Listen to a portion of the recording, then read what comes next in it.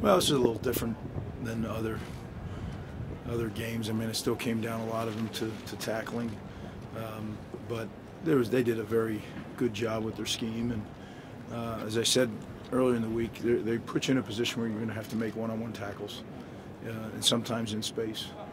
And they hit a few big shots in the air, which we've been pretty good with that at the corner position, and they got a few on us today. But the resiliency of these kids and the coaching staff and the whole operation is something that really, really special. The go for two play. Coach Meyer said basically what y'all thought they're going to either like a shovel option, you're going to shovel it or a little quick rollout throw. I mean, that's what happened. Yep. But what was your final, I guess, word to your defense or whatever before that started? Well, all those special situations, you have it game planned, and you practice it. At the end of the week, that's what you do. You do the end of the game play that was there. Then you always do the 2-point plays. So there was no surprise. Kids knew what the call was going to be, and went out there, and we actually got picked a little bit. Yeah. And we were fortunate that there was some pressure in his face, and he threw an errant ball.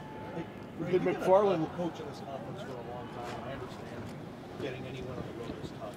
But when you get back on the bus and at home and kind of let the game aerate a little bit, and realize they gave up 50, I mean, what does that feel like for the defensive coordinator? Well, it's certainly not what you set out to do. I would have, if anybody would have told me that this morning that was going to happen, I would have said, no, it's not going to happen. I thought we practiced very well. I thought that coming off last week, we tackled very well. I just felt like the kids had a really good grasp on what we were doing, but it didn't turn out that way. But to answer your question specifically, I'm not going to spend a lot of time on this. This is different than what we're going to see.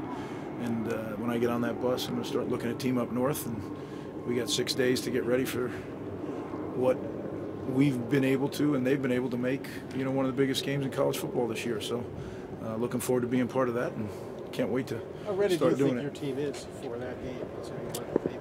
Every week is its own entity. I don't think you can, when you look at things, I don't group them all together. I mean, how ready? Look, we're as ready as we're going to be. We're going to put together a good plan. We're going to have a good week of practice, and there'll be two very focused teams show up on Saturday. Did McFarland look that good on? Did McFarland look that good on the tape? I mean, he came in 7 yards a carry, but his burst, you knew he was that dangerous. Yeah. I thought, he got to play more when guys got injured, and I said when I watched him on tape, I said he's really a good player. And as I thought the backup quarterback was, who became the starter. So they have, as I said earlier in the week, they have a talented team. That wasn't coach speak. We gave up some plays that normally I don't think we would give them up, but we did. So the thing that I take away from it is a bunch of guys that just kept swinging, believed in each other in all three phases.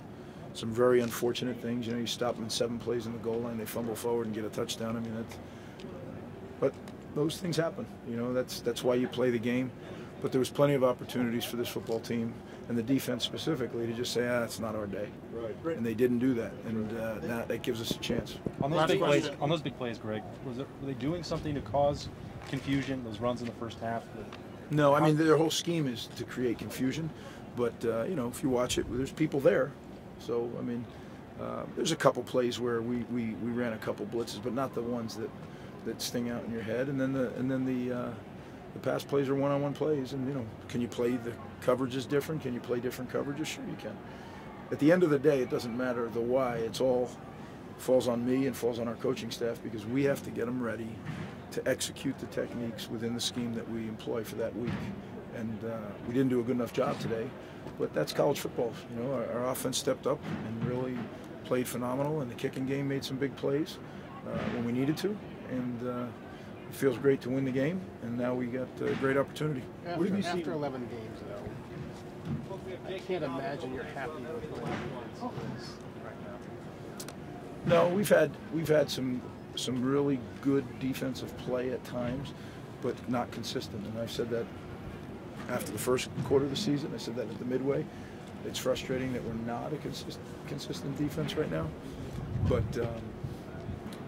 rest assured, I mean, every waking minute we have, we're going to try to get that fixed. And the thing that we still have going is we're 10-1, and we got a chance. And we have good players who really care, so good coaches. Just got to keep putting it together and go out next week and find a way. Thank you.